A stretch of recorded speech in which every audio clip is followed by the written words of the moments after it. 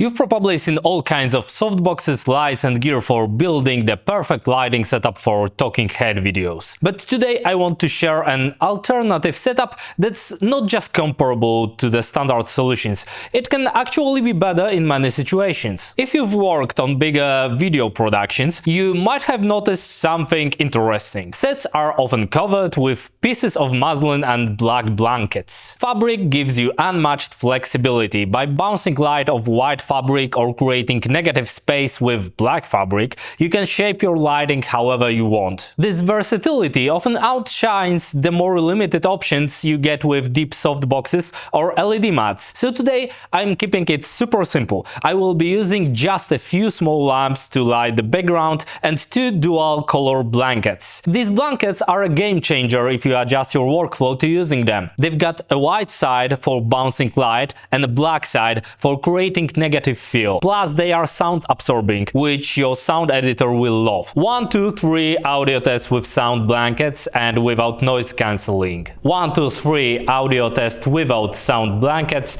and without noise cancelling. Trust me, after a couple of gigs, they will probably insist you keep using them, even when you are not using them for lighting purposes. The setup itself follows a pretty standard approach. A strong single light source bouncing off the white side to illuminate the subject, with the black side creating negative space on the opposite side.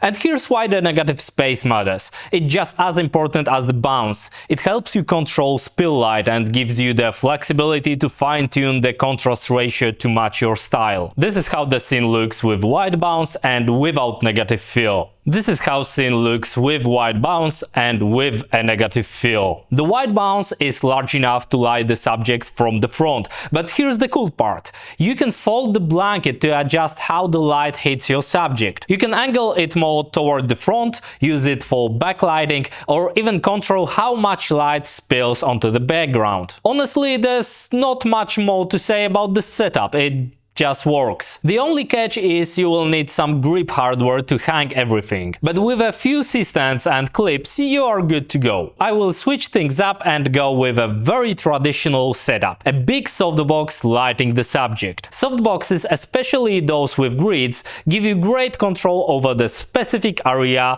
you want to light, but even with a setup like this, adding a black-sided blanket for negative fill can take it to the next level. So this is how it looks only with a softbox. Probably you can see that we've got too much spill light, and using a negative fill should make the contrast ratio a bit better. Let's try it. Now we've got a softbox on my right and a negative fill on my left. It should look a bit better, but I've got two blankets, so I will try to put another negative fill on my right next to the softbox. In this setup probably it didn't change a lot, but on the other hand we are in the studio, we've got black ceiling above me. If you've got a bright room, putting a negative fill even far from the scene will impact the overall spill light in the whole room. Softboxes really excel in darker environments because they offer better spill control thanks to the grid. But in bright rooms, the lack of spill control with a white bounce setup isn't a big of an issue.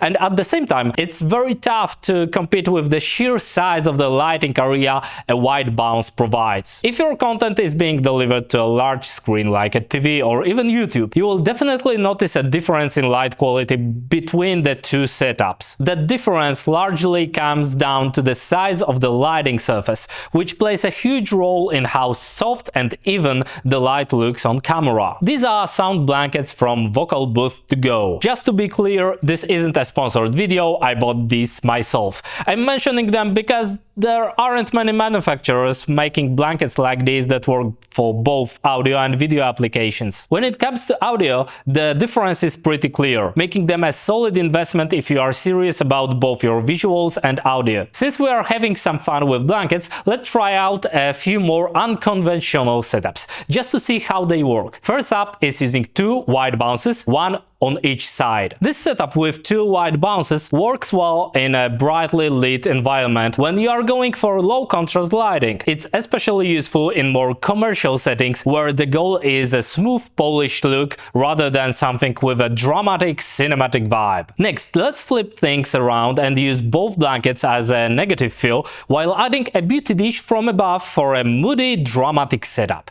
This one's a bit tricky to adjust, but that's the part of the fun when experimenting with lighting. Once you start creating harsher lighting conditions like this, you can lean into it by adding a hair light from the back for extra dimension. It's kinda amazing how much of a difference 2 large versatile surfaces can make, and the best part, they don't take up much space when packed. Another huge advantage of having big pieces of fabric on set is the flexibility. You can use them to cover windows or block unwanted light sources. And if you are not using them as light modifiers, you can simply hang them near a wall to help reduce echo. Finally, as a proper YouTuber, I should probably demonstrate a book light.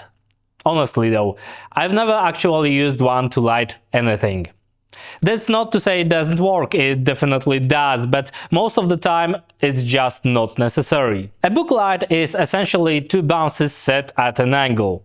It works similarly to having 2 layers of diffusion in a softbox. The idea is that when you bounce light twice, the second bounce gets illuminated more evenly, creating a larger effective light source. Plus, the angled setup helps control the spill by limiting the area of effect. In theory, it's a solid concept. For example, during my experiments, I found it difficult to evenly illuminate the entire surface of a single blanket with one lamp. Bouncing the light in a series would have made it more uniform, but in practice, this kind of setup is rarely essential. It takes up about as much space as a large softbox, and in a busy studio like ours, with dozens of productions happening every week, I've yet to see anyone actually build a book light on set. As you can see, I can easily build a huge book light using these 2 blankets, but honestly, the results aren't really worth the effort, especially since I lose the negative space on the opposite side,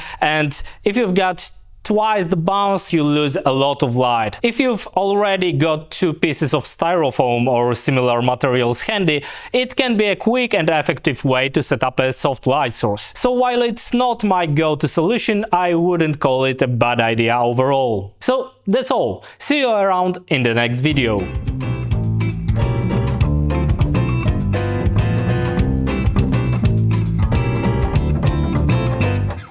Thank you.